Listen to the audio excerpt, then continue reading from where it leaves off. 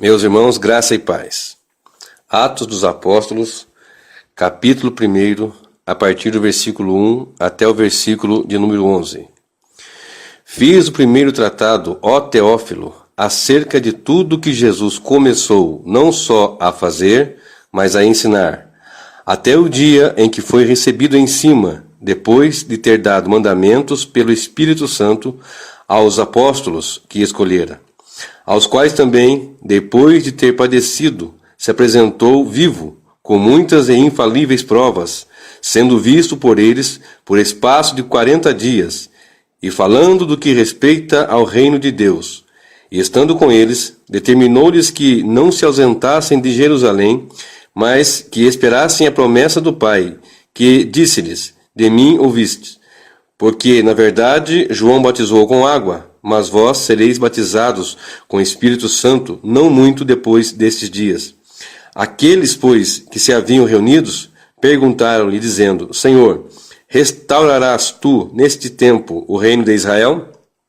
E disse-lhes: Não vos pertence saber os tempos ou as estações que o Pai estabeleceu pelo seu próprio poder, mas recebereis a virtude do Espírito Santo, que há de vir sobre vós, e ser-me-eis testemunhas tanto em Jerusalém, como em toda a Judéia e Samaria, e até os confins da terra.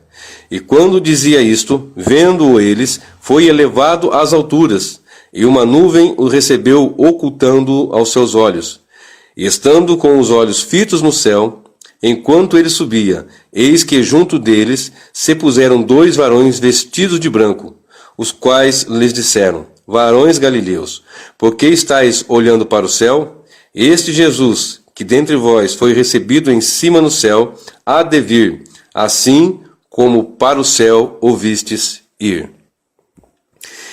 Nessa passagem, nesse texto, muito conhecido da igreja, muito pregado, muito até anunciado, desde tempos remotos, e enfatizados sobre essas grandes promessas, grandes ensinos em 11 versículos são nos dados, sobre a promessa futura, sobre aquilo que eles receberiam naquele instante, naquela sequência, que seria o revestimento do Espírito Santo, de que eles seriam cheios do Espírito Santo para anunciar as verdades, a palavra do Senhor, para serem missionários, para serem pregadores.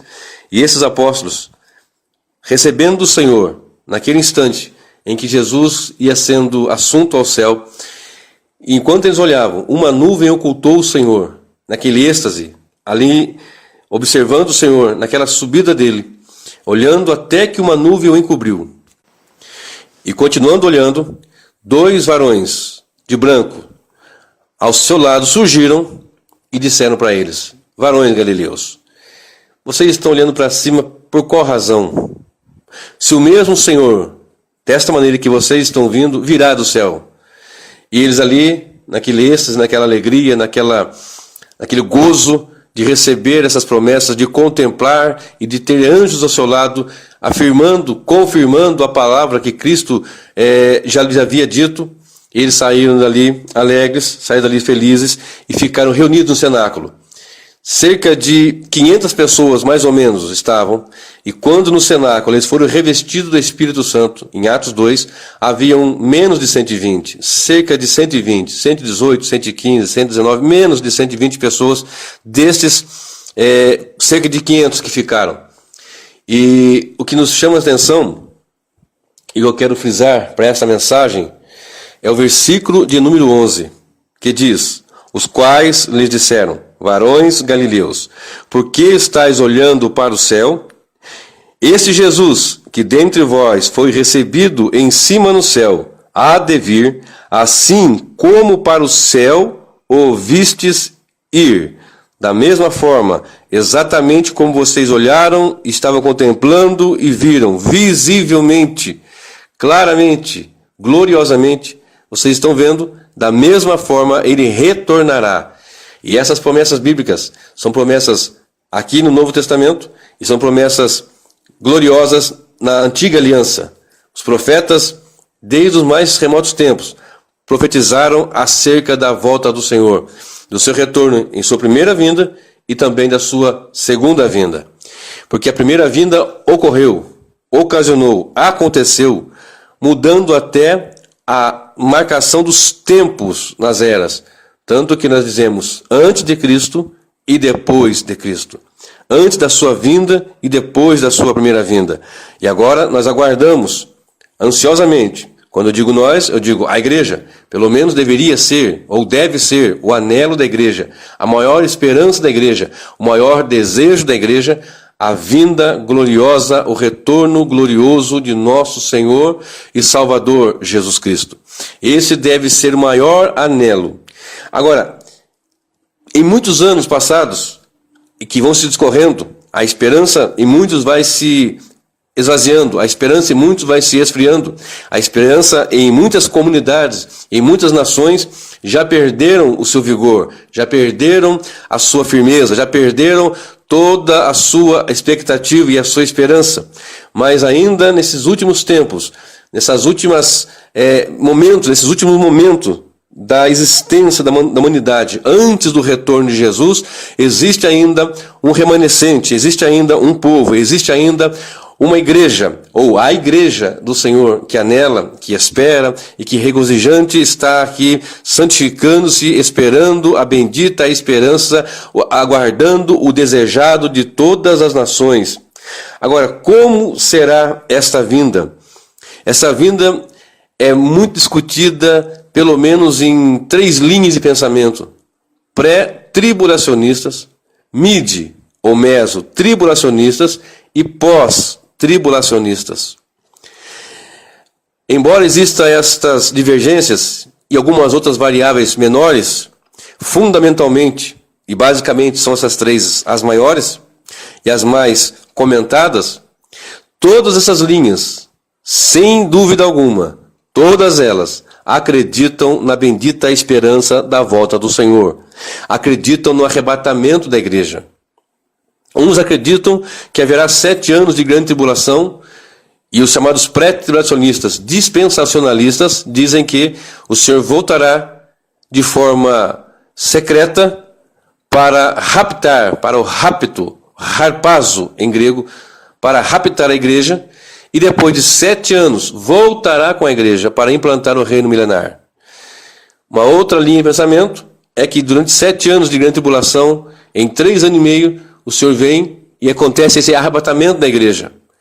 E existe a linha pós-tribulacionista que afirma que o Senhor voltará, e quando ele voltar, voltará logo após a grande tribulação.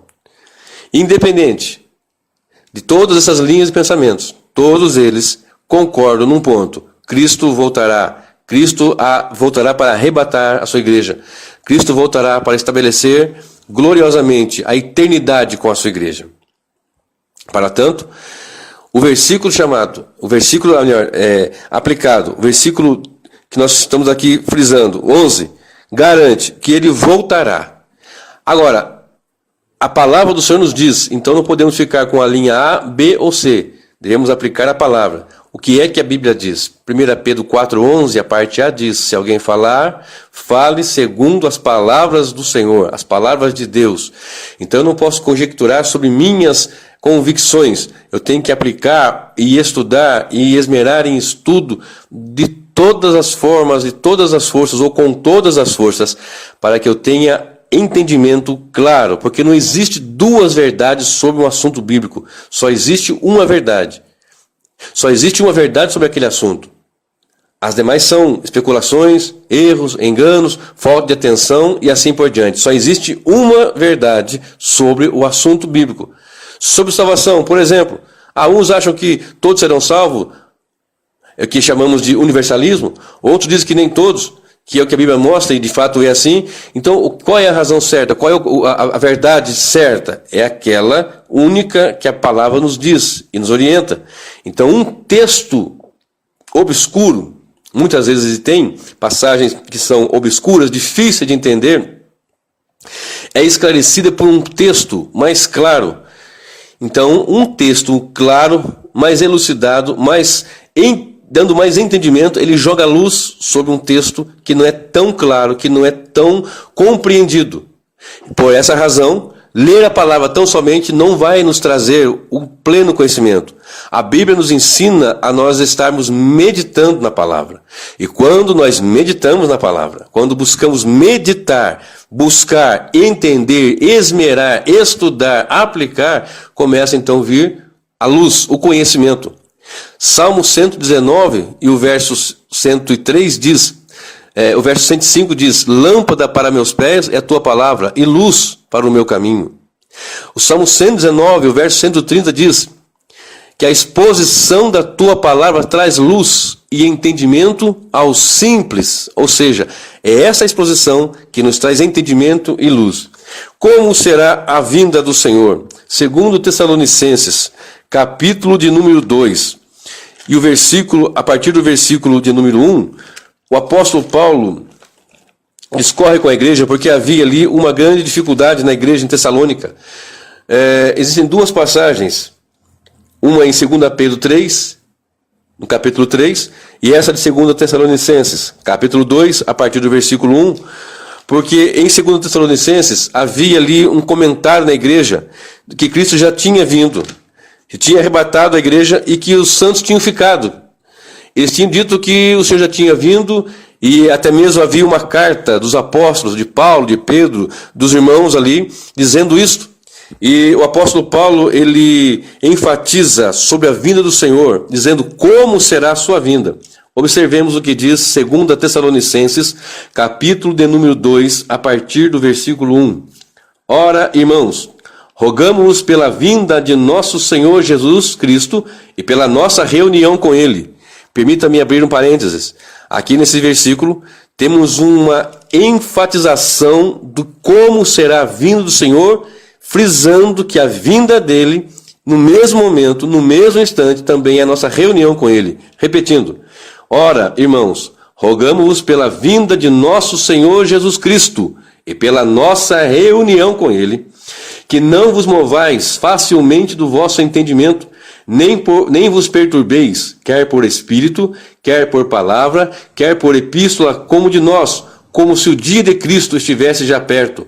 Ninguém de maneira alguma vos engane, porque não será assim, sem que antes venha a apostasia e se manifestem o homem do pecado, o filho da perdição. Paramos aqui por um instante. O apóstolo está dizendo, o apóstolo Paulo, ninguém de maneira alguma vos engane, seja nós, seja por alguma epístola, ou por palavra, ou por espírito, como se o dia de Cristo já tivesse ocorrido, estivesse perto da maneira que ele estava dizendo. Ninguém de maneira alguma vos engane, porque não será assim. Será de uma forma que ele dá uma receita aqui. Será, ninguém de maneira alguma vos engane, porque não será assim, sem que antes, primeiro, venha a apostasia. Esse manifeste o homem do pecado. Segundo, o homem do pecado, o filho da perdição, tem que se manifestar.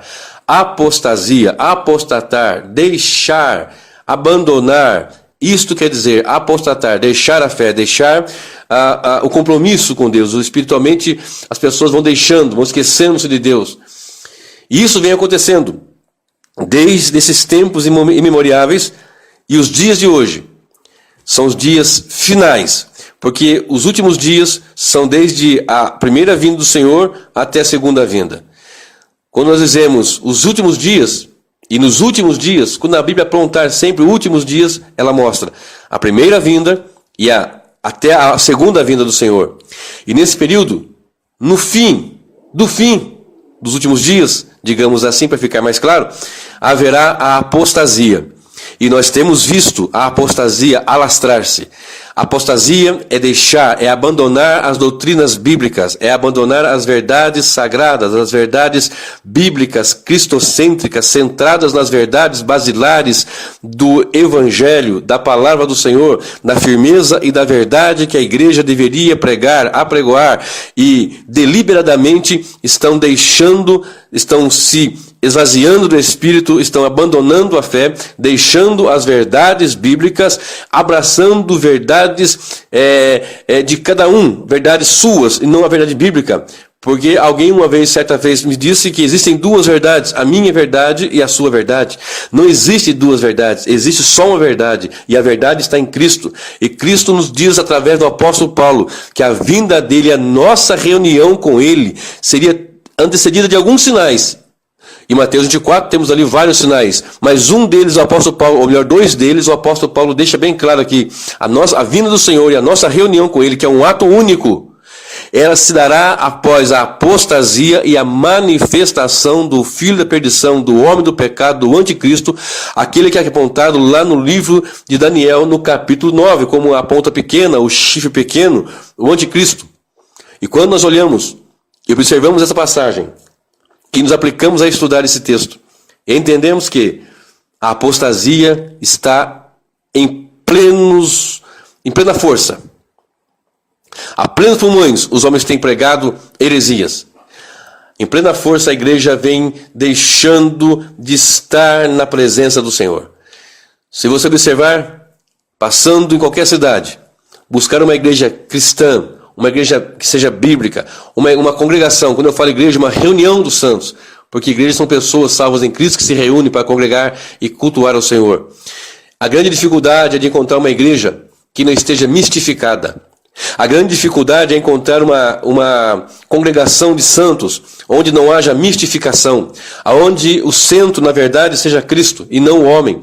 Porque em muitos lugares o centro da adoração é o homem, é aquele pastor, ou é aquele apóstolo, ou é aquela mulher que profetiza, que é aquele vaso, que é isso, que é aquilo, e as pessoas adoram aquele ser, adoram aquela pessoa, em detrimento das verdades bíblicas da adoração única e exclusiva ao Senhor. Isso é apostasia. A igreja que abandona a pregação do evangelho, que abandona o evangelho, que abandona o evangelismo. Charles Haddon Spurgeon, uma das suas frases, ele disse assim: todo cristão ou é um missionário ou é uma fraude. Se nós não somos uns cristãos para sermos pregadores ou anunciadores do Evangelho, em sua concepção, Charles Haddon Spurgeon, que foi considerado como o príncipe dos pregadores, ele dizia: todo cristão é um missionário, ou então ele é uma fraude. Então nós vemos uma igreja hoje fraudulenta, uma igreja que vem abandonando a fé, deixando invadir-se pela apostasia, e a apostasia se alastra diuturnamente, de natureza que são sinais inequívocos da bendita esperança da vinda do Senhor.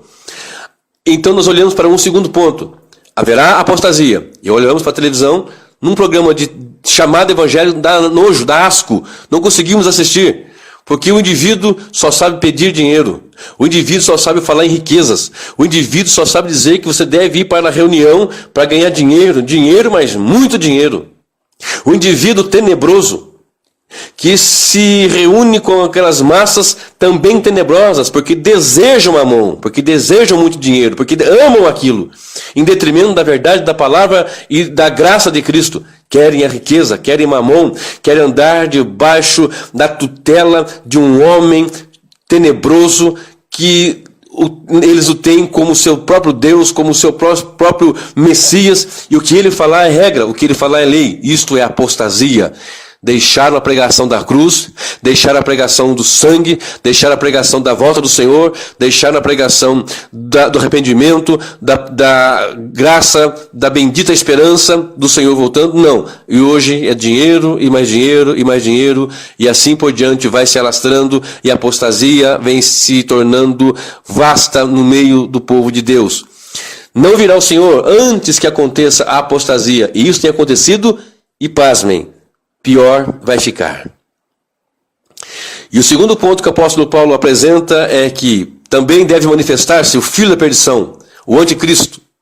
Aquele que vai ser um déspota, um governante, alguém que vai ser considerado como Messias, aquele que vai colocar as coisas em ordem. Aquele que vai ser um líder político, militar, um articulador político, militar, alguém que terá o poder do próprio adversário e será investido desse poder e fará prodígios e maravilhas. Essa mensagem não vai enfocar essa questão do anticristo. Se Deus permitir, em uma outra ocasião, eu trago um estudo somente sobre o anticristo. Mas o foco dessa mensagem, e o tema, e o título dessa mensagem é: como será o nosso encontro com Jesus em sua segunda vinda. Como será o nosso encontro com Jesus em sua segunda vinda? Quando ele voltar, será uma coisa boa ou será uma coisa ruim? Quando ele voltar, isso será alegria ou isso será tristeza? Isso será um motivo de regozijar ou será motivo de se lamentar? Quando o Senhor voltar, vamos nos alegrar ou vamos lamentar terrivelmente por causa da sua vinda? O apóstolo Paulo garante em 1 Tessalonicenses, no capítulo 4 e no versículo 16, dizendo que o mesmo Senhor, esse Jesus que os anjos disseram aqui, o mesmo Senhor descerá do céu com alarido, com voz de arcanjo e com a trombeta de Deus. E os que morreram em Cristo ressuscitarão primeiro. Depois nós, os que estivermos vivos, seremos arrebatados juntamente ao encontro do Senhor nos ares. E assim estaremos para sempre com o Senhor. Portanto, consolai-vos uns aos outros com estas palavras. Ora, então deve ser uma coisa boa, uma coisa gloriosa, visto que os mortos em Cristo ressuscitarão, e nós vivos, pela ocasião da vinda do Senhor, teremos nossos corpos transformados em corpos de glória. Um corpo que não vai ter mais doença, que não vai ter mais cansaço, que não vai ter mais nenhum tipo de mal. Um corpo que não vai mais tombar por terra morto, não vai ter diabetes, não vai ter chaga, não vai ter vírus, não vai ter mais doenças nenhuma. Isso é glorioso, isso é para se alegrar, é para regozijar. Mas é isso que a Bíblia diz? A Bíblia diz isso. Mas a pergunta é, para nós, para mim e para você que está ouvindo essa mensagem, que vai ouvir essa mensagem na internet, a vinda do Senhor é motivo de alegrar ou motivo de entristecer? Deveria ser motivo de alegrar. Esse deve ser o anelo, deve ser o regozijo, deve ser a esperança, a maior esperança da vinda do Senhor. Em Mateus 24, verso 27, diz que a vinda do Senhor será como relâmpago, assim como o relâmpago sai do Oriente e se mostra no Ocidente, assim será a vinda do Senhor. E será visível. O relâmpago ele sai rápido de um lado para o outro, mas é visível. E nós vamos ver, aqueles que estiverem aqui e o que tiverem tombado por terra por ocasião da sua vinda ressuscitarão. Então é motivo de alegrar. Você que perdeu sua mãe, o seu pai, a sua irmã, o seu avô, o seu tio, o seu esposo, a sua esposa, o seu filho, um amigo querido, um ente querido, e que dorme nos braços do Senhor. Você pode se alegrar e regozijar. E a Bíblia nos diz aqui, como eu citei em 1 Timóteo 4, a partir do verso 4,16, que ele disse, no finalzinho, regozijai-vos então, consolai-vos, a melhor dizendo, uns aos outros com essas palavras. Que consolo é esse? O maior consolo é que o Senhor voltará e vai ressuscitar o que estão dormindo nele. E vai transformar os nossos corpos, cansados e abatidos, num corpo de glória, assim como é o corpo dele. Algumas pessoas dizem que a coisa mais certa da vida é a morte. Muitos dizem a coisa certa, a única coisa certa da vida é a morte. Não é certo que você vai casar, não é certo que vai ter filhos, não é certo que vai ser bem-sucedido, mas a única coisa certa é a morte. E eu refuto isso com a palavra do Senhor. A única coisa certa da vida é a volta do Senhor em glória para ressuscitar o seu povo. E nem todos dormiremos. Mas na frente eu vou dizer sobre a passagem de Coríntios que nem todos dormiremos, mas todos transformados seremos. Ou seja, então, nem todos vão morrer, nem todos vão experimentar a morte. Agora, isso é para nós nos alegrarmos ou para nós nos entristecermos? Será algo bom ou será algo ruim, terrível, tenebroso a vinda do Senhor? Você pode estar me perguntando, mas pregador, isso é algo bom. A vinda do Senhor é o anelo da igreja. Bom, há 40, 50, 30 anos atrás, as mensagens nos púlpitos eram sobre a cruz, sobre o sangue, sobre a graça, sobre a vinda do Senhor, sobre a eternidade de glória com Cristo. Infelizmente, como a apostasia está aí instalada, infelizmente, como a apostasia está aí comandando e o mundo no maligno, jaz no maligno, nós observamos que essas pregações têm sido banidas de muitos altares, de muitos púlpitos. Em muitos lugares sequer abrem a Bíblia e pregam a palavra. Em muitos lugares não tomam a palavra do Senhor, não usam da palavra para ministrar, porque essa palavra é ela que fortalece, ela que nos encaminha nos caminhos santos. E essa palavra, no livro do profeta Joel, vamos ver como será a vinda do Senhor, que o Senhor concedeu essa visão, ou esse entendimento, ao profeta Joel. Joel, capítulo de número 2, a partir do versículo de número 1. Tocai a trombeta em Sião, e clamai em alta voz, no monte da minha santidade. Perturbem-se todos os moradores da terra, porque o dia do Senhor vem, ele está perto. E continua o profeta: dia de trevas e de tristeza, dia de nuvens e de trevas espessas, como a alva espalhada sobre os montes, povo grande e poderoso, qual desde o tempo antigo nunca houve, nem depois dele haverá, pelos anos adiante, de geração em geração. Diante dele um fogo consome, e atrás dele uma chama abrasa. A terra diante dele é como o jardim do Éden, mas atrás dele é um desolado deserto. Sim, nada lhe escapará. Permita-me abrir mais um parênteses aqui. A palavra do Senhor não tem duas verdades, porém, ela pode ter uma aplicação para um momento e uma aplicação futura. A palavra do Senhor, como eu disse no começo e repito, não tem duas verdades. Existem passagens bíblicas, por exemplo, como em Mateus 24, sobre a destruição de Jerusalém, com a invasão do general Tito, filho de Vespasiano, no ano 70 depois de Cristo, que derrubou o templo, que destruiu o templo, que não ficou pedra sobre pedra.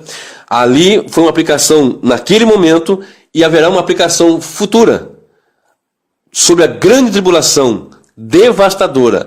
Essa questão aqui fala da nação de Israel, do povo do Senhor, e é uma aplicação futura para a igreja. Observe, quando nós chegamos aqui no versículo de número 12. Assim, agora sim, mesmo diz o Senhor, convertei-vos a mim de todo o vosso coração. É isso com jejuns e com choro e com pranto. Está falando de um momento futurístico, de um momento que a igreja precisa se colocar em... Quando eu falo igreja, eu falo povo de Deus, sejam salvos, judeus e gentios congregados em Cristo. Esta é a igreja. E quando nós olhamos para essa passagem, para esses textos bíblicos, para esse versículo, diz assim: convertei-vos a mim de todo o vosso coração, é isso com jejuns e com choro e com pranto, e rasgai o vosso coração e não os vossos vestidos. Convertei-vos ao Senhor vosso Deus, porque Ele é misericordioso e compassivo, e tardio em irar-se, e grande em beneficência, e se arrepende do mal.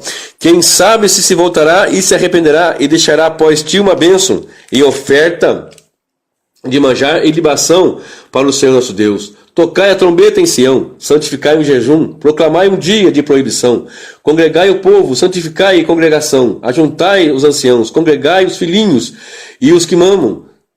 Sai o noivo da sua câmara e a noiva do seu tálamo, chorem os sacerdotes, ministros do Senhor, entre o alpendre e o altar, e digam: poupa o teu povo ao Senhor, e não entregues a tua herança ao opróbrio, para que as nações façam escárnio dele. Porque diriam entre os povos: onde está o seu Deus?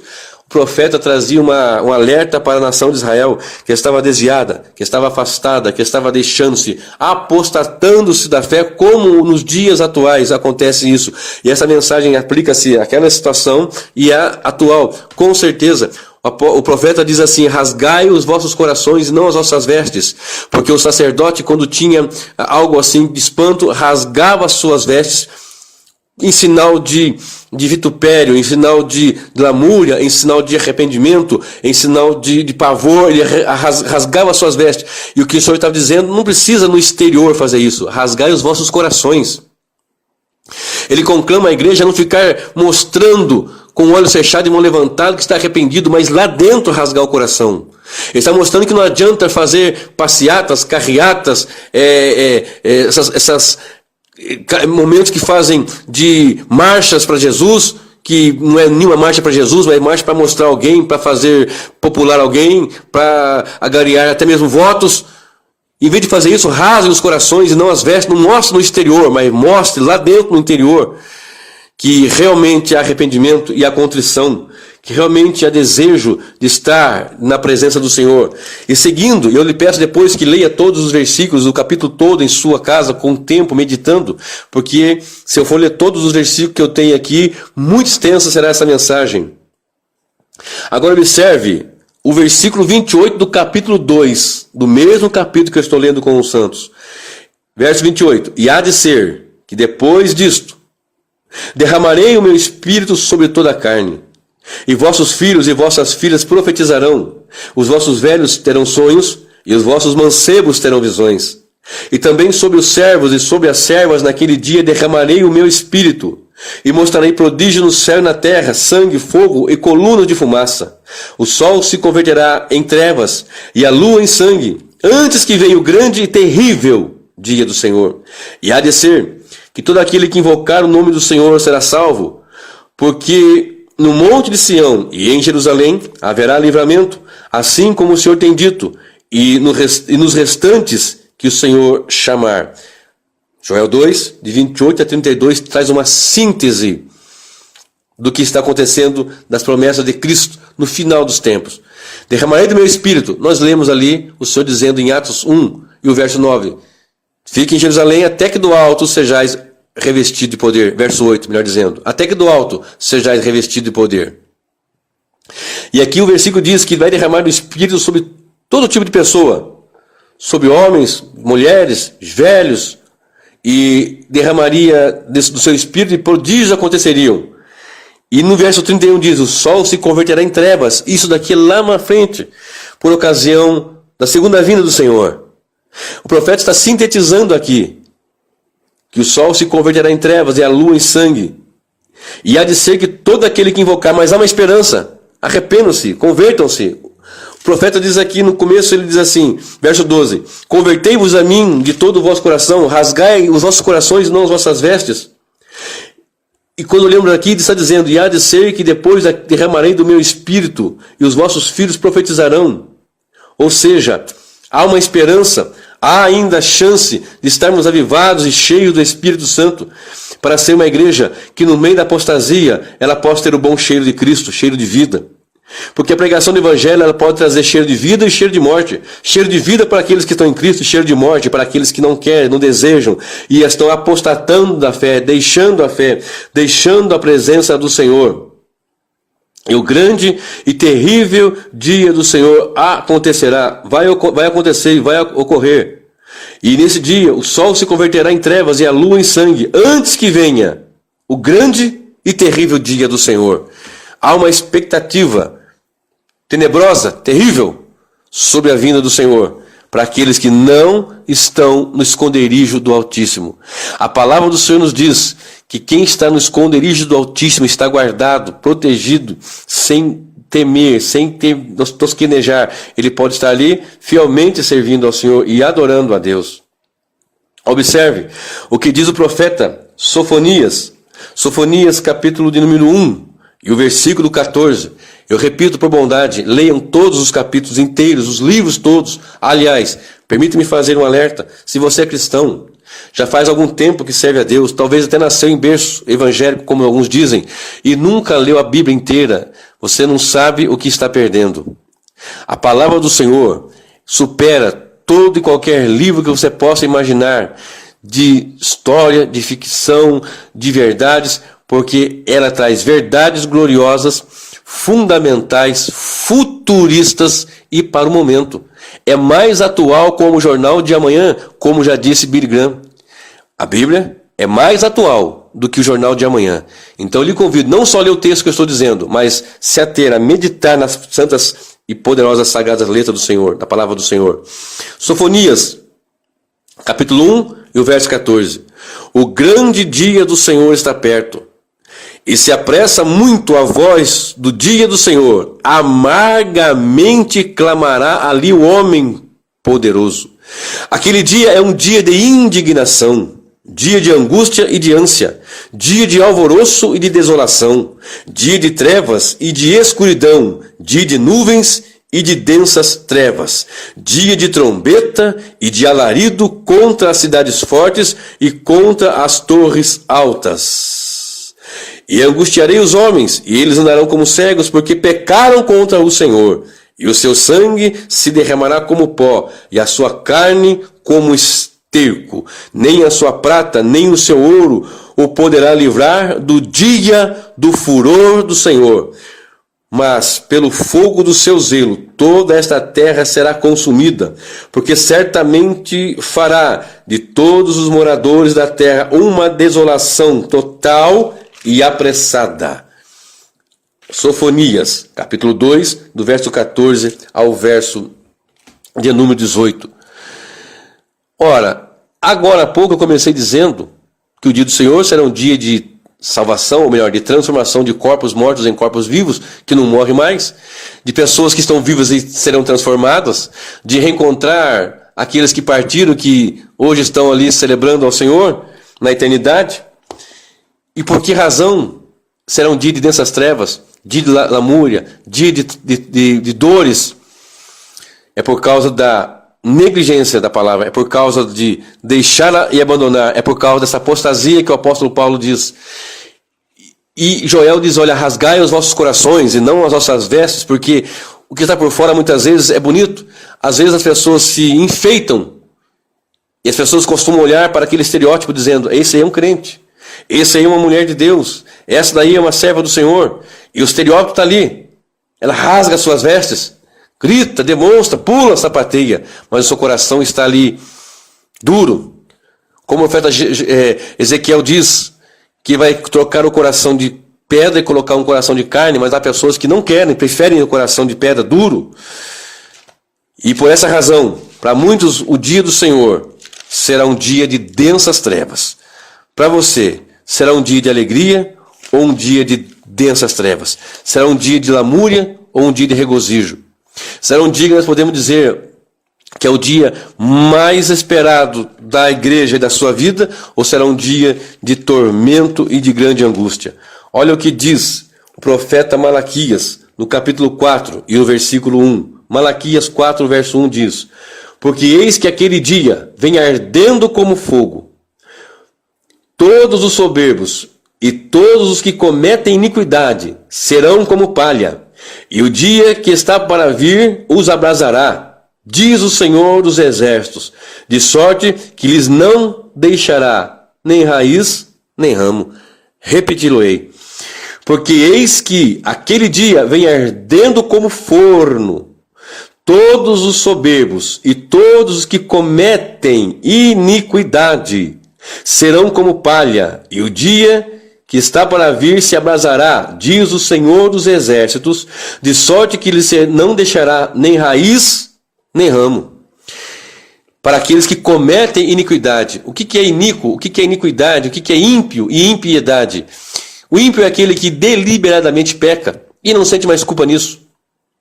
Pecadores todos nós somos. Romanos 5, 23 diz, porque todos pecaram e destituídos estão da glória de Deus.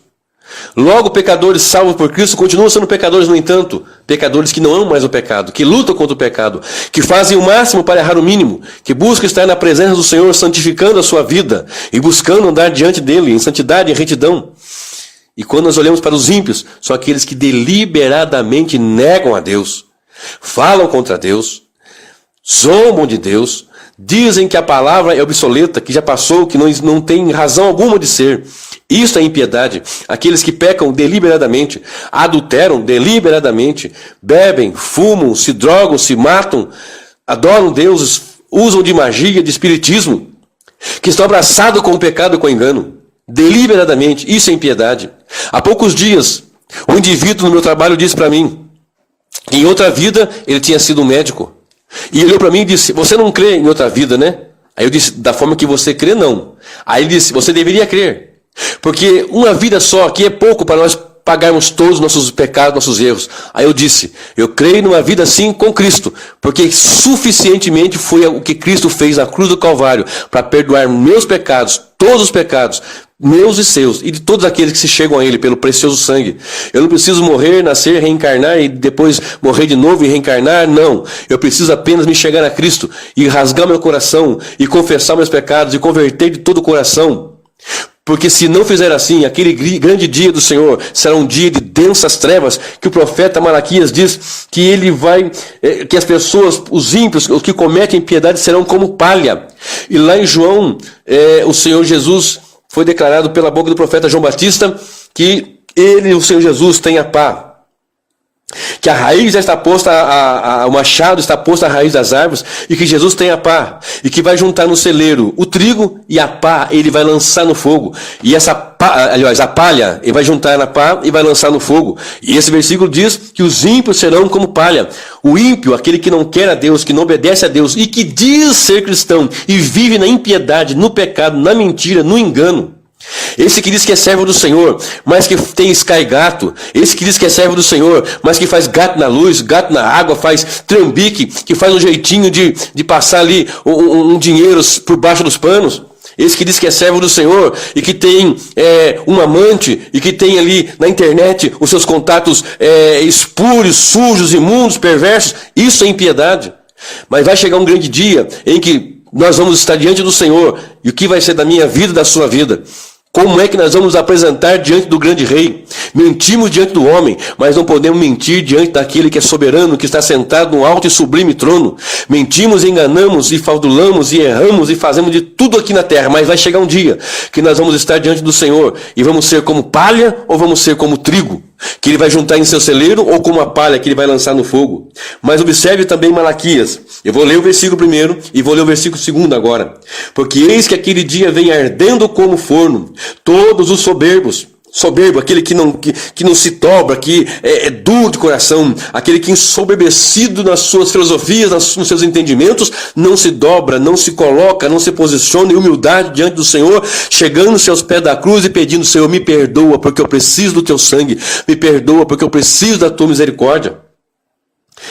Observe, porque eis que aquele dia vem ardendo como forno, todos os soberbos e todos que cometem iniquidade serão como a palha, e o dia que está para vir os abrasará, ou seja, queimará, diz o Senhor dos exércitos, de sorte que lhes não deixará nem raiz nem ramo. Mas para vós que temeis o meu nome, nascerá o sol da justiça, e salvação trará debaixo das suas asas, e saireis e crescereis como os bezerros no cevadouro. Existe uma esperança para aquele que teme o nome do Senhor, para aquele que pratica a iniquidade, para aquele que ama o pecado, que ama o mal, que quer o mal, que pratica o mal. O fogo do inferno lhe aguarda. A eternidade desprezado longe do Senhor lhe aguarda. A eternidade sem Cristo lhe aguarda. Mas para vós que temeis o nome do Senhor, para mim e para você, que com muita luta e dificuldade, que com muitas provas e tribulações temos entrado no reino do Senhor, que com muitas lutas e batalhas temos lutado contra tudo para servir o Senhor, que temos clamado dioturnamente: ora vem Senhor Jesus, que temos buscado a presença dEle, que temos buscado viver diante da sua santidade, nascerá o sol da justiça e salvação trará debaixo das suas asas. Jesus certa feita diz: ó Jerusalém, como eu quis te ajuntar, como a galinha junta os pintainhos debaixo das suas asas, mas nós que tememos ao Senhor estaremos debaixo das suas asas, guardados debaixo da asa do Onipotente, sob a sombra do Onipotente, porque aquele grande e terrível dia será um dia de densas trevas. Ai da humanidade, ai daquele que diz que é pastor, que diz que é pregador, que é cristão, que é servo do Senhor, que professa ser crente, ou que fica ali entre dois caminhos, tosqueneando entre dois caminhos, dormindo e não tem uma presença, não tem, melhor dizendo, a presença e não está nem do lado e nem do outro.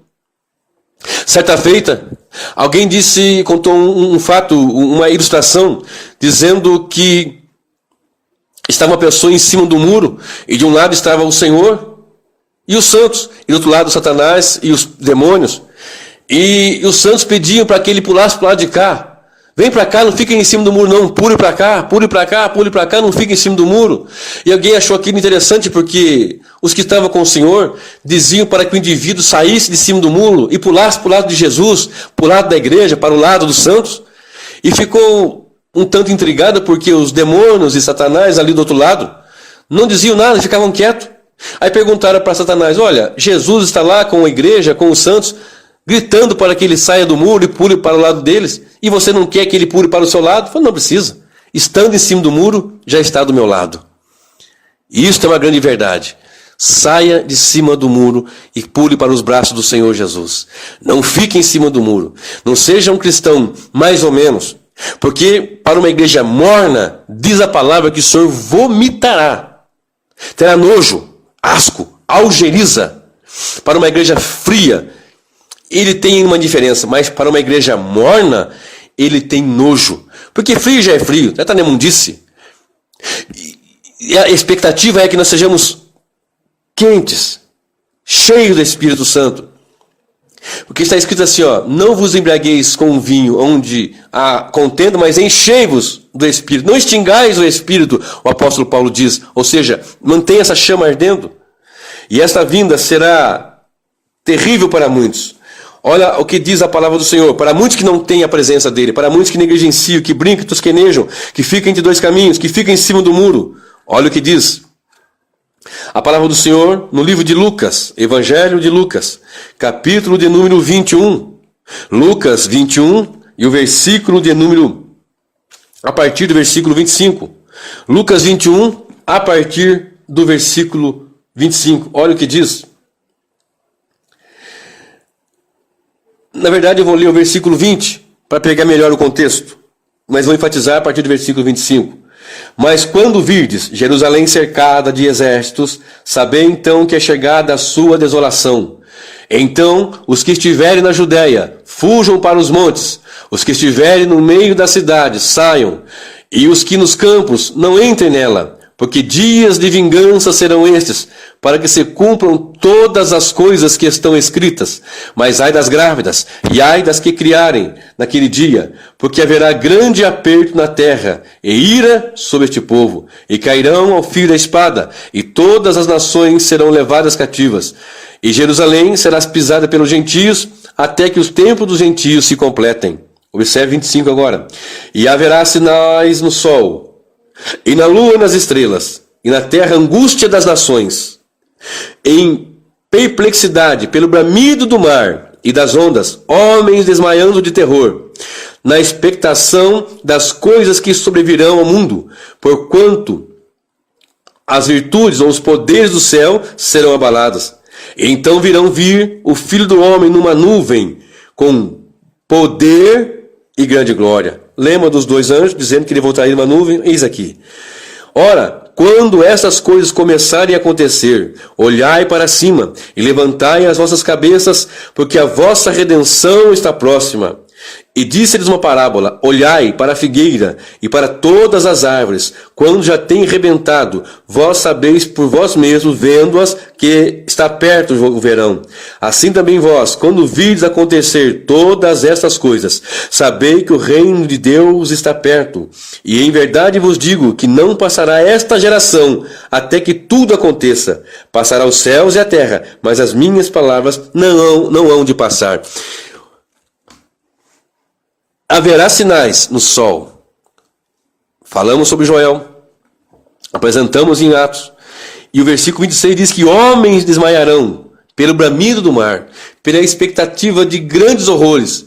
E hoje nós vemos pessoas que constroem habitações subterrâneas, pessoas que têm condições financeiras, de poder aquisitivo, pessoas que se associam a outros que têm poder aquisitivo para se proteger de grandes assolações, de tsunamis, de maremotos, terremotos, de abalos sísmicos e cósmicos. E a palavra diz, bem claro em Mateus 24, que um dos sinais seriam abalos sísmicos, abalos cósmicos, seriam tsunamis, coisas que têm tirado a paz de muitas pessoas. Seria um dia terrível, um dia tenebroso, um dia de tormento. E observe, a palavra do Senhor mostra que isto vai acontecer, e quando acontecer, e quando começar a acontecer, isso já está acontecendo, é um sinal de que está muito perto a vinda do Senhor. Então, quando o bramido do mar, quando os horrores dos abalos sísmicos e cósmicos começarem a acontecer, as multidões e as nações, os homens gritarem, desmaiarem de medo, de pavor, há uma esperança para a igreja. O Senhor diz, levantai as suas cabeças. Não fique de cabeça baixa, nem se entristeçam. Levantai as vossas cabeças, regozijai, porque está próximo a vossa redenção. Ora, quando estas coisas começarem a acontecer, olhai para cima e levantai as vossas cabeças, porque a vossa redenção está próxima. Ou seja, o momento, o que antecede, mostra-se sobre a apostasia, sobre o iníquo que vai se levantar, e esses sinais apontam para que estará próximo o momento da vinda do Senhor. Queridos, eu tenho que lhes informar, a igreja vai passar pela grande tribulação, a igreja passará por essa grande tribulação, no entanto, não passará pela ira do Senhor.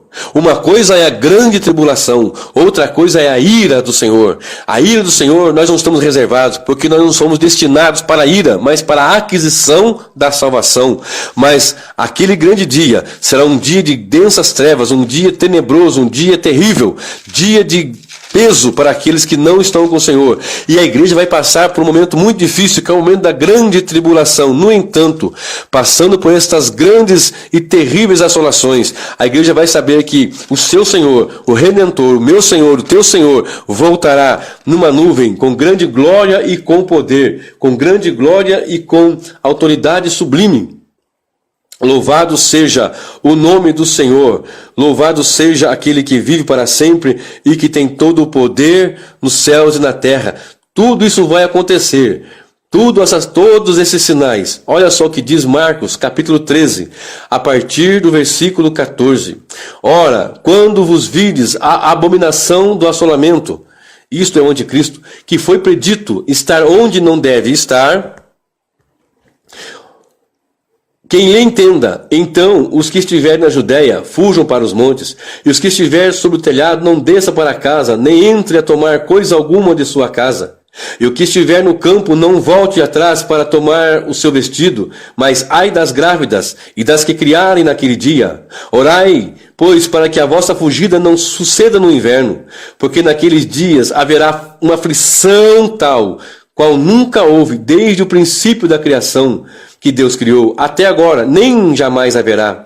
E se o Senhor não abreviasse aqueles dias, nenhuma carne se salvaria, mas por causa dos escolhidos que ele escolheu, ou seja, os eleitos, o escolhido da igreja, vai estar na grande tribulação. Abreviou aqueles dias. E então, se alguém vos disser, eis aqui o Cristo, ou ei-lo ali, não acrediteis, porque se levantarão falsos cristos e falsos profetas e farão sinais e prodígios para enganarem, se possível, até os escolhidos. Mas vós, vede, eis que de antemão vos tenho dito tudo, ou predito tudo. Ora, naqueles dias depois daquela aflição, o sol se escurecerá, e a lua não dará sua luz, e as estrelas cairão do céu, e as forças que estão no céu serão abaladas. E então virão vir o Filho do Homem nas nuvens com grande poder e glória. Assim como os anjos disseram, varões galileus, por que estão olhando para cima? Esse Cristo que vocês viram subir vai descer em nuvem. E esse momento diz que depois da aflição daqueles dias, que aflição? De uma aflição que nunca houve e é uma esperança, nem tampouco haverá. E depois dessa aflição, que os escolhidos vão estar, porque está escrito aqui. É a palavra, é a Bíblia.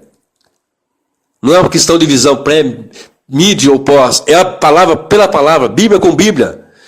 Ela está dizendo, após a aflição daqueles dias, então virão vir o Filho do Homem nas nuvens com poder e grande glória. Da ira do anticristo, do falso profeta, de Satanás, nós vamos estar aqui. Mas da ira do Senhor, nós seremos guardados e preservados. A palavra do Senhor nos mostra, no livro de Apocalipse, capítulo de número 6, a partir do versículo 12. Apocalipse capítulo 6, do verso 12 ao verso 17, fala sobre a abertura do sexto selo. Obviamente, esta mensagem é um panorama de coisas que vão suceder. E a intenção é o que nós esperamos ou como nós estaremos quando isso acontecer. Seremos felizes, bem-aventurados, ou estaremos como aquela palha lançada no fogo? Porque em Apocalipse 6, eu estou dizendo que é uma visão panorâmica. Eu já pulei para o sexto selo. E na abertura do sexto selo, nós vamos encontrar algo que Marcos, que eu li, e Mateus, que eu li, também apontou. Observe capítulo 6 do livro de Apocalipse, verso 12 ao verso 17. E havendo aberto o sexto selo, olhei, e eis que houve um grande tremor de terra. E o sol se tornou negro como saco de cilício, e a lua tornou-se como sangue. Lembra do profeta Joel, Lucas, de Marcos? Aqui é a mesma coisa. E as estrelas do céu caíram sobre a terra, como a figueira lança de si os seus figos verdes, abalada por um forte vento. E o céu retirou-se como um livro que se enrola, e todos os montes e ilhas foram removidos dos seus lugares. Abalos sísmicos, cósmicos, terremotos, tsunamis. E os reis da terra, e os grandes, e os ricos, e os tribunos, e os poderosos, e todo servo, e todo livre, e se esconderam nas cavernas e nas rochas das montanhas, e diziam aos montes e aos rochedos: cai sobre nós, e escondei-nos do rosto daquele que está sentado sobre o trono e da ira do Cordeiro, porque é vindo o grande dia da sua ira. Quem poderá subsistir? A igreja não está destinada à ira do Cordeiro. A igreja está destinada a regozijar-se com o Cordeiro, reinar com o Cordeiro, adorar ao Cordeiro, gloriosamente viver, eternamente celebrar. Mas o texto diz que na abertura do sexto selo, que culmina com a segunda vinda do Senhor, quando a igreja é arrebatada, ô glória, aí sim começa a ira do Eterno e a ira do Cordeiro. E quando nós olhamos para esse texto, para essa passagem, nós vemos que os grandes, que os reis, que os tribunos, que aqueles soberbos, que aqueles arrogantes, que aqueles que não quiseram, que os mentirosos, que os feiticeiros, que os falsos, que os idólatras, todo aquele que ama e comete a mentira, que não foram arrebatados, não haverá segunda chance, não caia nesse engano. Não tem essa de uma segunda chance, que Jesus vem arrebatar a igreja e depois você vai ter uma segunda chance durante o período de grande tribulação. E alguns até diziam, e eu até preguei isso quando eu não tinha um entendimento mais claro, dizendo que aí então será sobre o seu próprio sangue que você vai ter que ter a esperança da vida. Não existe. Só a salvação pelo sangue. Só a vida eterna pelo sangue do Cordeiro. E esses grandes tribunos, os homens de posição, a todos aqueles que não querem, que não se arrependeram, que não abraçaram ao Senhor, que não estiveram com o Senhor, vão enfrentar a ira daquele que está no trono e do Cordeiro. Tamanho vai ser o pavor, tamanho vai ser o espanto que esses homens vão dizer, vão entrar em cavernas e vão gritar para as montanhas, para os rochedos: caí sobre nós e nos escondam da ira daquele que está no trono e da ira do Cordeiro. Nos escondam daquele que está no trono e da ira do Cordeiro. Imagine, você que vê na televisão, quando acontece um deslizamento de terra, quando nós vemos na televisão, por ocasião de chuva ou alguma coisa, que ocorre aqueles deslizamentos que milhares de pessoas morrem, que coisa terrível. Quando aquelas rochas enormes, toneladas, elas descem e sucumbem pessoas, carros, cidades, caminhões, aquilo é terrível, mas as pessoas preferirão isto a ter que enfrentar aquele que está no trono e enfrentar a ira do Cordeiro. As pessoas vão preferir que montanhas caiam sobre eles, vão gritar: cai sobre nós, rochedo. Milhões de toneladas cubram-nos da ira daquele que está no trono, da ira daquele que está ali, porque para nós é uma visão terrível, para eu e você, a igreja, a vinda do Senhor é o maior anelo, a maior esperança. Mas para aquele que não tem Cristo, para aquele que não está em Cristo, será um dia terrível, um dia tenebroso, um dia de angústia, um dia de lamúria, um dia de pesar. Aqueles que zombam, segundo Pedro capítulo 3, diz a palavra do Senhor, que existem pessoas que zombam, pessoas que estavam dizendo: onde está a vinda do Senhor? Segundo a epístola do apóstolo Pedro, capítulo de número 3, 2 Pedro, capítulo 3, a partir do versículo 1, diz a palavra do Senhor: amados, escrevo-vos agora esta segunda carta, em ambas as quais desperto com exortação o vosso ânimo sincero. É a segunda vez que estava escrevendo, lutando para despertar o ânimo do povo. Para que vos lembrais das palavras que primeiramente foram ditas pelos santos profetas, e do mandamento do Senhor e Salvador, mediante os vossos apóstolos. Ele está conectando as profecias com as mensagens de Cristo e dos apóstolos. Citei profetas aqui hoje. Citei as passagens do Senhor Jesus e estou citando os apóstolos. Estou nessa mesma conexão. Sabendo primeiro isto, que nos últimos dias, que vai desde a primeira vinda à última vinda do Senhor, sabendo primeiro isto, que nos últimos dias virão escarnecedores, andando segundo as suas próprias concupiscências. O que é concupiscência? Desejo. Haveria escarnecedores, pessoas que segundo as suas vontades estariam ali enganando, ludibriando, trazendo erros, heresias e enganos. E um dizendo até: onde está a promessa da sua vinda? Porque desde que os pais dormiram, todas as coisas permanecem como desde o princípio da criação. Nada mudou. Eles mentem aqui porque mudou assim. Porque quando o Senhor fez o homem na terra, no princípio criou Deus os céus e a terra era sem forma e vazia. Nós andamos pelos capítulos seguintes, e no capítulo 6, no capítulo 5, já tem uma degeneração terrível da raça humana por causa do pecado. No capítulo 6 vem o dilúvio. Mudou sim, muita coisa mudou, mas eles aqui aplicam a mentira, porque são filhos da mentira, porque o diabo é o pai da mentira. João 8,44 diz isso.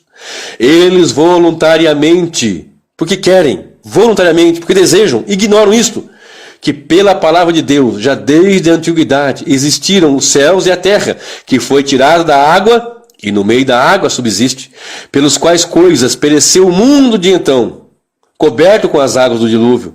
Mas os céus e a terra, que agora existem, pela mesma palavra, se reservam como tesouro e se guardam ou se aguardam para o fogo até o dia do juízo e da perdição dos homens ímpios. Haverá um dia em que os homens ímpios se depararão com o fogo da justiça e do juízo do Senhor.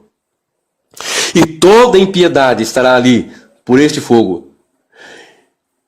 Mas os céus e a terra que agora existem, pela mesma palavra, se reservam como tesouro e se guardam para o fogo até o dia do juízo e da perdição dos homens ímpios.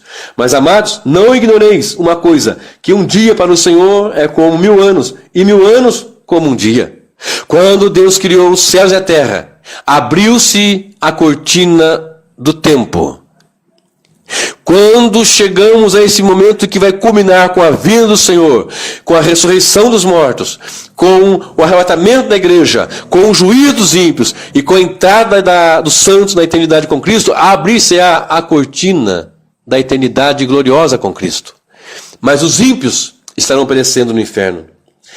Um dia é como 1000 anos, e 1000 anos como um dia. Para o Senhor, o tempo não é como para nós. Terrível é colocar 1000 anos dentro de um dia, e um dia dentro de 1000 anos. Para Deus é a mesma coisa. O Senhor não retarda a sua promessa, ainda que alguns a tenham por tardia. Não é que o Senhor retarda, é que alguns a têm por tardia.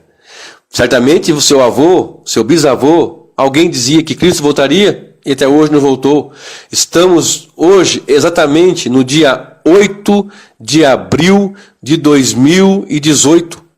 E neste dia, até o momento que eu estou falando, o Senhor não voltou. Mas para voltar, a apostasia tem que acontecer e vai se alastrar. E tem que se levantar o anticristo, como está escrito. Então, nós vamos observar que dali então, o Senhor cumprisse toda a sua palavra, será cumprida. E está se cumprindo, essa é a grande verdade. E o Senhor não retarda, mas o dia do Senhor virá. Aliás, o Senhor não retarda a sua promessa, ainda que alguns a tenham por tardia, mas é longânimo para conosco, ou para convosco, não querendo que alguns se percam, senão que todos venham a arrepender-se. É uma esperança, é a bondade do Senhor, para que todos se arrependam. Mas o dia do Senhor virá, como ladrão de noite. Ladrão não manda telegrama, não liga avisando, no qual os céus passarão com grande estrondo, e os elementos ardendo se desfarão, e a terra e as obras que nela há se queimarão, havendo, pois, de perecer todas as coisas. Que pessoas vos convencer em santo trato e piedade, aguardando e apressando-vos para a vinda do dia de Deus, em que os céus em fogo se desfarão, e os elementos, que elementos? Água, fogo, terra, todos os elementos químicos, todos os elementos, bioquímicos todos, e os elementos ardendo se fundirão. Mas nós, segundo a sua promessa, aguardamos novos céus e nova terra, em que habita a justiça. Pelo que, amados, aguardando essas coisas, procurai que deles sejais achados imaculados e irrepreensíveis em paz, e tendo por salvação a longanimidade do nosso Senhor, como também o nosso amado irmão Paulo vos escreveu, segundo a sabedoria que lhe foi dada. Ou seja, para nós, a igreja, há uma esperança. Para encerrar essa mensagem, ou caminhar para o final dessa mensagem, existem alguns tipos de pessoas que não desejam a vinda do Senhor. O apóstolo Paulo, em 2 Timóteo, capítulo 4, o verso 7, 2 Timóteo, capítulo 4, o verso 7 e o verso 8, ele diz a seguinte expressão. 2 Timóteo, capítulo 4, verso 7 e verso 8. Vou ler o 6 também, para ficar mais contextualizado. Porque eu já estou sendo oferecido por aspersão de sacrifício, e o tempo da minha partida está próximo. Combati o bom combate, acabei a carreira, guardei a fé.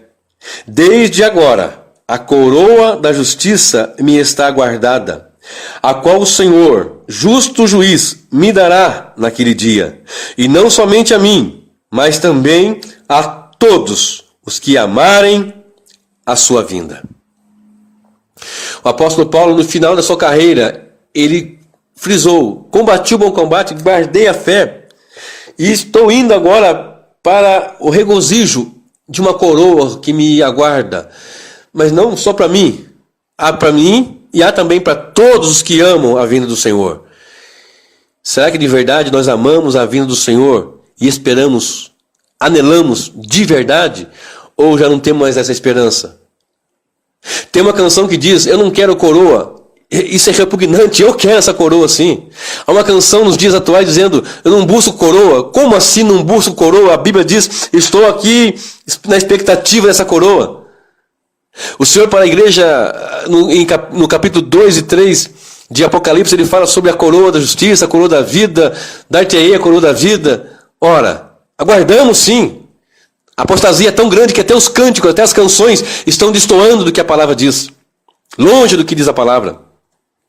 Mas existem pessoas que não querem, não desejam a vinda do Senhor. Com as suas palavras podem até dizer, mas com as suas atitudes não dizem isso. Porque uma coisa é o que eu falo, outra coisa é o que eu faço. Uma coisa é dizer que vai fazer, outra coisa de fato ir e fazer. Certa feita, o Senhor Jesus contou uma parábola dizendo que um pai pediu algo para 2 filhos. Um deles falou assim: pai, eu vou fazer. Mas não foi. E o outro falou: pai, não vou fazer não. Mas arrependeu-se lá e foi fazer. O que disse que ia fazer, não fez. E o que disse que não ia fazer, foi lá e fez. O que eu falo tem que ser exatamente o que eu faço. O que eu faço tem que estar em conexão com o que eu falo. Porque se a nosso proceder for pela palavra, ela tem que ser sim, sim, não, não. Porque se for além disso, procede do maligno.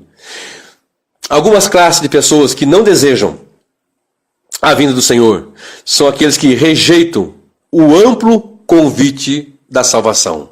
Mateus 11 e 28, disse Jesus: vinde a mim, vós todos que estáis cansados e sobrecarregados, e eu vos aliviarei. Muitos não querem, e essa mensagem é pregada constantemente. Muito embora pela apostasia em muitos lugares já não é pregada, mas ainda há um remanescente que prega e que anuncia essa verdade. Vinde a mim, vós que estáis cansados e oprimidos, e eu vos aliviarei. Em Lucas 14, no verso 15 ao verso 24, Jesus contou a parábola da grande ceia, em que um homem fez uma grande ceia, um banquete, E mandou que os seus conservos fossem chamar pessoas para esse banquete. E quando os seus servos, melhor dizendo, eles foram, alguns disseram: eu não posso ir porque eu comprei um terreno. Eu não posso ir porque eu acabei de casar. Eu não posso ir porque eu comprei juntas para trabalhar no arado, ou junto de boi, para cuidar da terra. Eu não posso. Foram se excusando. E chegaram ao Senhor e falaram: um disse que casou, o outro comprou terreno, o outro está envolvido com as coisas da terra, materiais. E não tem como vir. Aí o Senhor diz assim: vai pelos valados, pelos atalhos, pelas vielas, e chame as pessoas para que elas entrem. Forcem para que elas entrem. Mas chame todos, chame os mancos, chame os cegos, os aleijados, chame todas essas pessoas, mancos, cegos, aleijados, coxos, chame, enche a minha casa, para que a minha casa se faz eles entrar, force-os a entrar. E eles saíram e foram para os valados, chamaram os aleijados, os coxos, os mancos, os cegos, para que entrassem na ceia, no banquete. Esse é um convite para a salvação. Aí eles voltaram: Senhor, fizemos como o Senhor nos mandou, e ainda há lugar. Não, vai lá e chame, force-os a que entrem para a minha ceia, porque nenhum daqueles que foram convidados e que rejeitaram provarão da minha ceia. Provarão da comunhão comigo, provarão da vida eterna comigo. Era isso que o Senhor estava dizendo. Então nós temos que sair e chamar as pessoas: venham, entrem, venha mancando, venha coxo, venha cego, venha doente, venha se arrastando, porque algumas pessoas dizem: olha, depois que eu parar de fumar eu vou, depois que eu divorciar eu vou, depois que eu me casar eu vou, depois que eu comprar eu vou, depois que eu vender eu vou, depois que eu sarar eu vou, depois que eu... Não, venha a si mesmo, venha do jeito que está. Mas não venha como está e fique como queira. Venha como está e seja transformado pelo poder do Evangelho, da graça, da glória e do poder de Deus.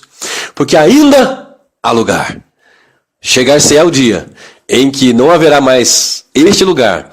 E nenhum dos que rejeitaram, e esses que rejeitam, não querem a vinda do Senhor, porque querem estar aqui, comprando e vendendo, casando e dando-se em casamento. E a vinda do Senhor será mesmo assim, como nos dias de Noé: casam e descasam, compram e vendem, levantam, vão trabalhar, vão para a escola, vão para a faculdade, para o curso, e virá o Senhor, inesperadamente, gloriosamente, mas repentinamente, quando os sinais se cumprirão, não sabemos, mas o Senhor voltará como o ladrão da noite, ou à noite. Aqueles que também não desejam a vinda do Senhor são aqueles que não querem deixar o pecado. Provérbios 28:13 diz: aquele que confessa, aquele que encobre as suas transgressões, jamais prosperará, mas aquele que confessa e deixa, alcançará misericórdia. O profeta Isaías, no capítulo 55, e o versículo 7, ele faz uma conclamação gloriosa. E esse é um convite, mas muitos não querem deixar o seu pecado. Amam o seu pecado? Não. Como é que eu vou deixar? Como é que eu vou viver para Deus? Abrogar de todos os meus prazeres, de tudo que eu gosto, de todos esses males, porque o Evangelho não é fácil. O Evangelho é perda, é deixar pai, mãe, irmãos, é renunciar, é tomar a cruz. Olha o versículo 7 de Isaías 55. Deixe o ímpio o seu caminho, e o homem maligno os seus pensamentos, e se converta ao Senhor, que se compadecerá dele. Torne para o nosso Deus, porque é grandioso em perdoar. Volte-se para o Senhor, deixe o pecado, mas aquele que é pecador contumaz, deliberadamente abraça o pecado, não deseja a vinda do Senhor.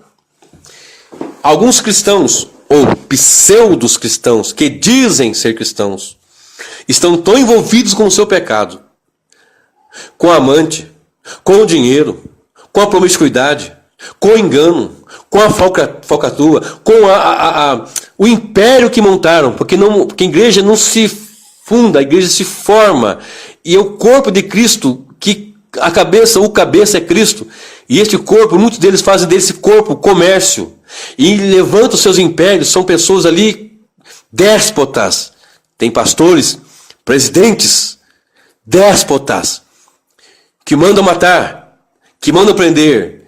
Só falta dizer quem vai ser salvo e quem não vai ser. Mas há um dia de prestação de contas. E o seu pecado, a sua soberba, não rende-se ao Senhor, o sumo pastor. Porque Deus deu pastores para a igreja e não igreja para pastores. Ai de nós, pastores. Ai de nós que pastoreiam a si mesmo. Que nós tenhamos ali, sejamos livres desses pecados, livres dessa apostasia, livres desse engano, livres desses erros, de criar nosso império, de criar nosso domínio. Há pessoas que querem que o rebanho do Senhor esteja debaixo da sua cobertura, debaixo da cobertura de um apóstolo, debaixo da cobertura de um ungido. E a cobertura tem que ser do Espírito do Senhor. A cobertura tem que ser do Espírito de Deus. Ai dos pastores que apacentam a si mesmo, diz a palavra do Senhor. Outra categoria daqueles que não desejam, ou que pelo menos não esperam a vinda do Senhor, são aqueles que amam o mundo, as coisas mundanas. Muitos cristãos estão inseridos nisso, ou pseudos cristãos estão inseridos nisso, amam o mundo. Alguns desses, eles gostam de estar no domingo ali num culto, mas de segunda a sábado estão ali abraçados com a promiscuidade e com a mentira. Bebem, jogam, escandalizam, fazem orgias. Aí chega no domingo, é Deus no comando. Chega no domingo, Deus no comando, e posta nas redes sociais as suas fotos nas suas orgias. Aí no domingo, Deus no comando. De fato, Deus está no comando. Salmo 7 e o verso 13. Verso 11 e o verso 12. Salmo 7, verso 11 e o verso 12.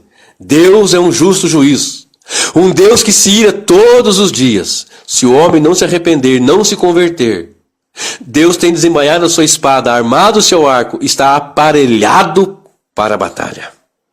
Como será a vinda do Senhor? Para mim e para você. Para aqueles que rejeitam o amplo convite, será um dia de densas trevas. Para aqueles que amam o pecado, será um dia de densas trevas. Para aqueles que amam o mundo, 1 João, capítulo 2, o verso 15 ao verso 17 diz: não ameis o mundo, nem o que no mundo há.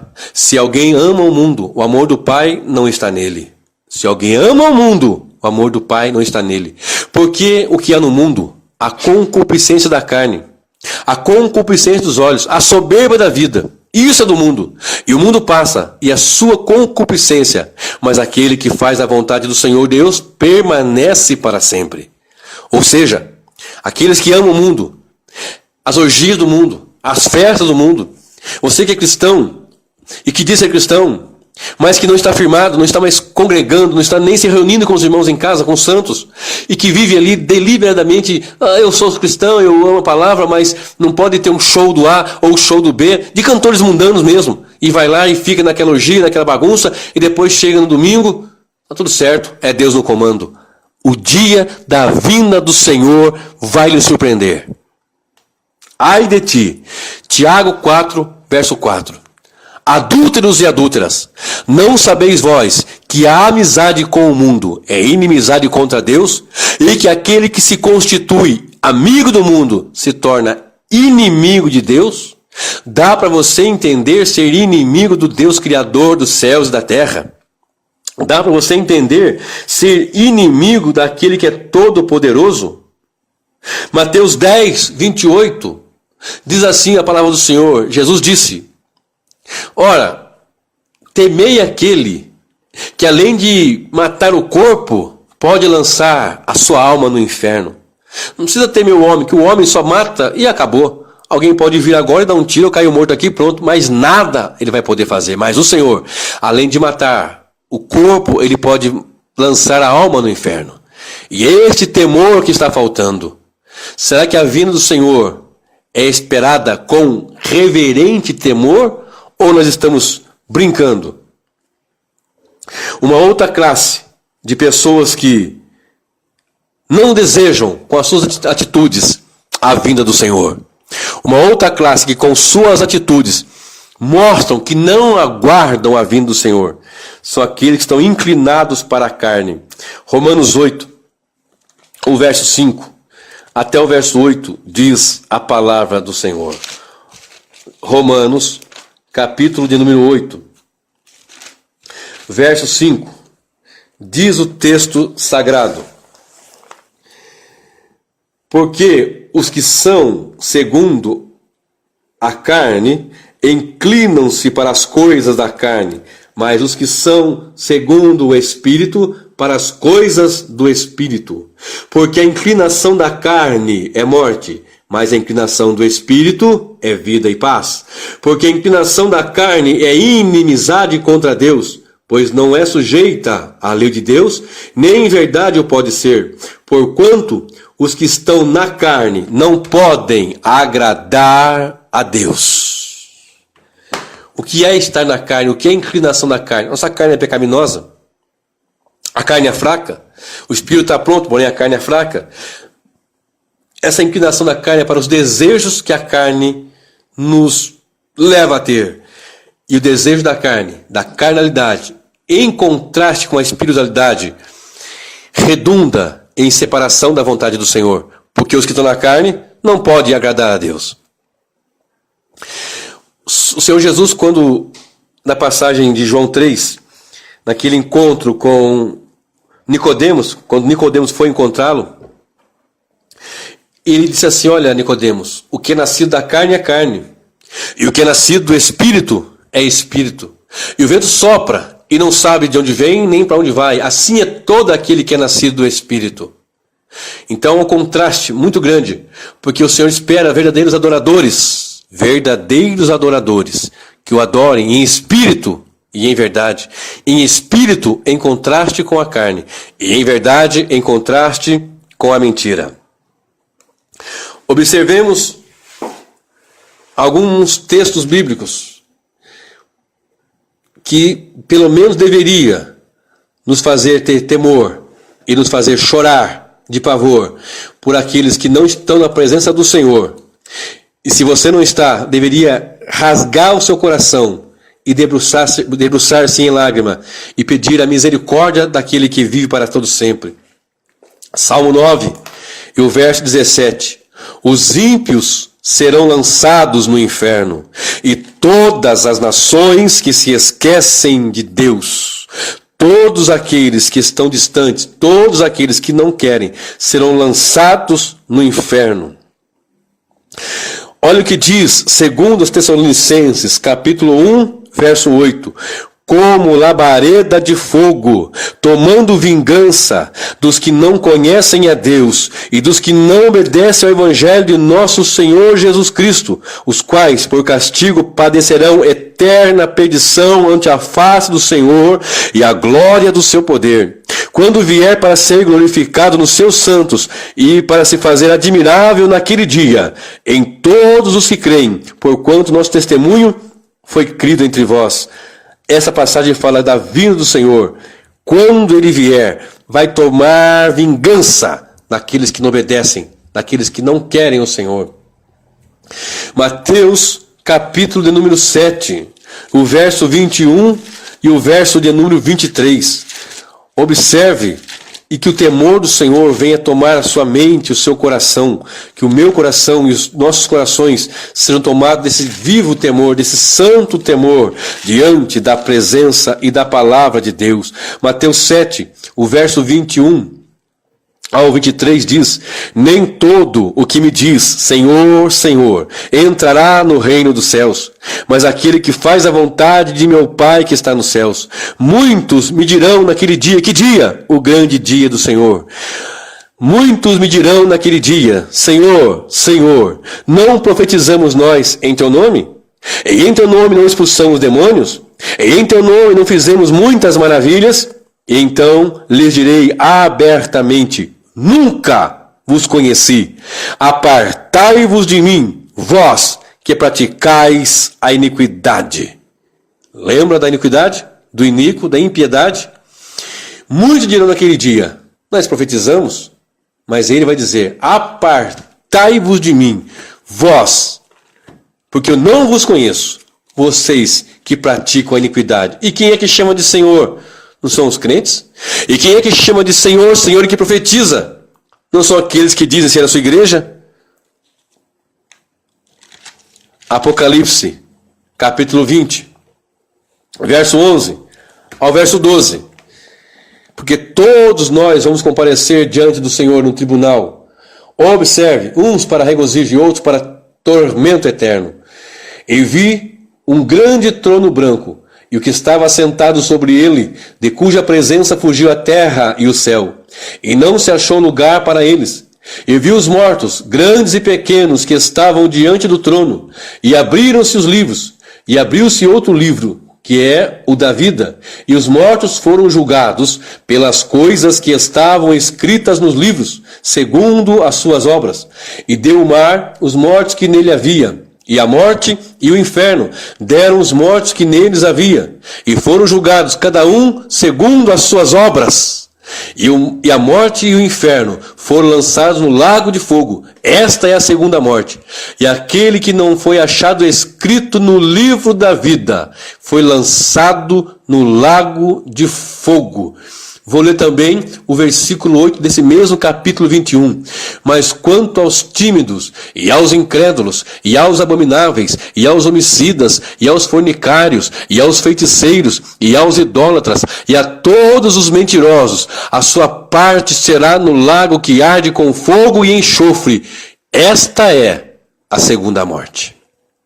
Isto é o que aguarda aqueles que não vivem para o Senhor e que não desejam estar na presença dele. Mateus 10, o verso 32, o Senhor Jesus disse: todo aquele que aqui na terra me confessar diante dos homens, eu confessarei diante de meu Pai que está nos céus e diante dos seus santos anjos. Todo aquele que confessar Jesus, confessar não dizer, está confessando, simplesmente é viver uma vida de confissão de fé, de profissão de fé, de professar, de viver, de tomar a cruz e de segui-lo após. E todo aquele que confessar Jesus aqui na terra será a sua igreja. E todo aquele que confessar Jesus aqui, sobre qualquer circunstância, sobre circunstância vexatória, de perseguição, de assolação, de até mesmo morte, o Senhor vai confessar: este eu conheço, este é a minha igreja, este faz parte da minha igreja, esta é a minha serva, este é meu servo. Diante do Eterno, diante do Pai, ele vai olhar o seu nome no livro da vida e vai dizer: este eu confesso que é meu. Alguns vão dizer: mas Senhor, não te conheço, nunca vos conheci, vocês que praticam a iniquidade. Mateus 25, verso 34, está escrito: vinde, benditos de meu Pai. Vai colocar os bodes e as ovelhas. Bode à esquerda, ovelha à direita, naquele julgamento das nações, e dos povos. E vai dizer para os que estão à sua direita, para as ovelhas: vinde, benditos de meu Pai, e tomai por herança o que está preparado desde a fundação dos séculos. Mas para os bodes vai dizer: apartai-vos de mim, vocês praticam a iniquidade, para o fogo eterno preparado para Satanás e para os seus anjos. A palavra nos deixa bem claro, a Bíblia nos deixa bem claro que há um dia de julgamento.